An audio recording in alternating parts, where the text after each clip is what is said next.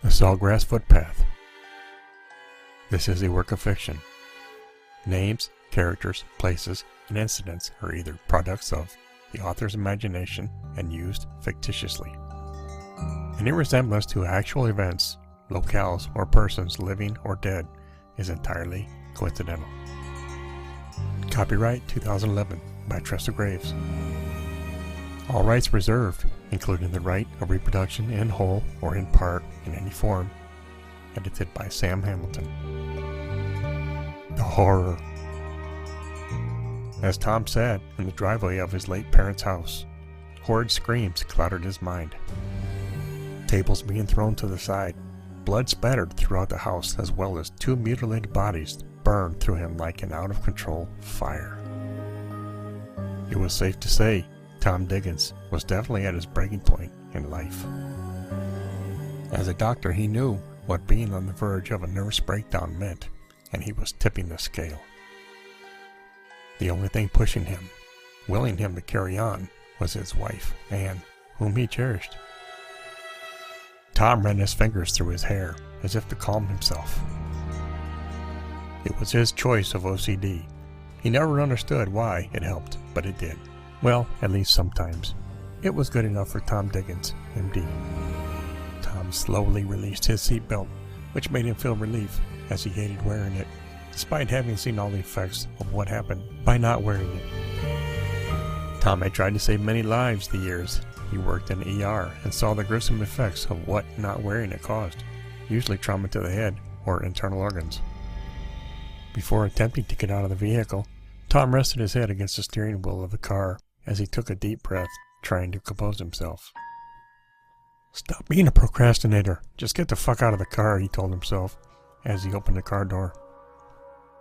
As he stepped out, a gust of wind blew through him, which was refreshing.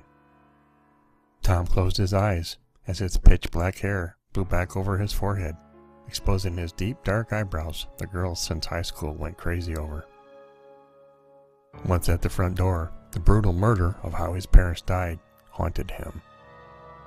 No matter how hard he tried to escape what happened to his mother and father, he couldn't. It was why selling his parents' house was so crucial. Tom knew he needed to distance himself from what happened as much as he could. He knew the longer he held on to the house, the harder it would be to overcome the horrors that happened within. He knew this final trip to the house he grew up in would be his last, and he was oddly enough okay with it. Tom was tired of fighting with the lurking inner demons having hold over his life. It would be a sad goodbye, but nevertheless a goodbye desperately needed to take place.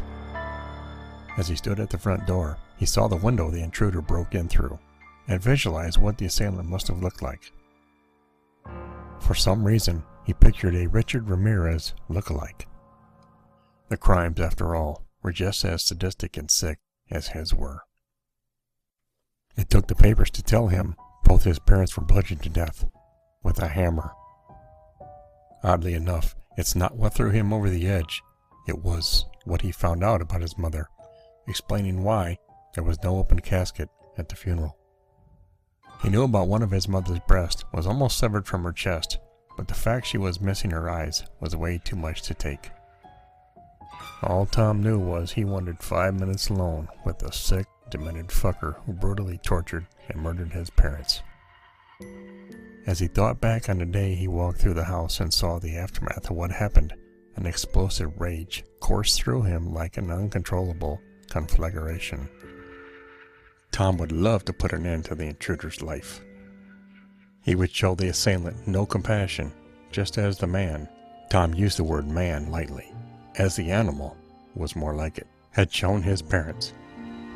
Tom lowered his head in what looked like a prayer and whispered through a clenched fist showing the white of his knuckles, "No mercy."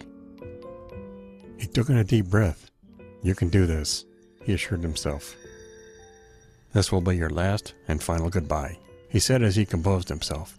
Tom looked up and stared hypnotically at the front door, with the key gripped firmly in his hands. As he slid the key in its hole, he heard a voice behind him. "Tom, I haven't heard from you in a while.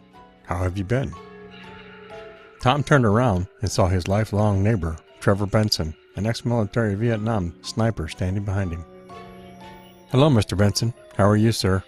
Tom said genially, pleased to see the man standing there. "Tom, you're a grown man now, and although I do realize I'm over the hill, but please call me Trevor," he said with a smile as he held out his hand. Tom managed to smile as he extended out his hand. "It's just a habit, Mr. " Tom began to say, but caught himself and smiled as he held his head down, almost embarrassed. "So, Trevor, how have you been?" "That's more like it. It's good to see the smile on your face. I mean, when I first walked up on you, you looked rather disturbed." "Well, yeah, considering what happened," Tom said as he turned around and looked at the house. "There's not much to smile at here." "Understood. I just wanted to come over and let you know we were thinking of you. Me and the missus have spoken of you quite frequently, mainly out of concern. The old for sale sign has been up for a while. I have to say, I think it's probably the best thing for you. Selling the house will wipe a lot clean for you. At least I have prayed for just that. Thank you." Tom smiled somberly. "I think it is for the best as well. I'm just here to say one last goodbye to the old girl I grew up in, and make sure everything I want is out of here." "You think she will sell easy? So far, it doesn't look very promising." "Not many people want a house where a brutal murder took place, unless you're in Cali area, where they thrive on that sort of thing.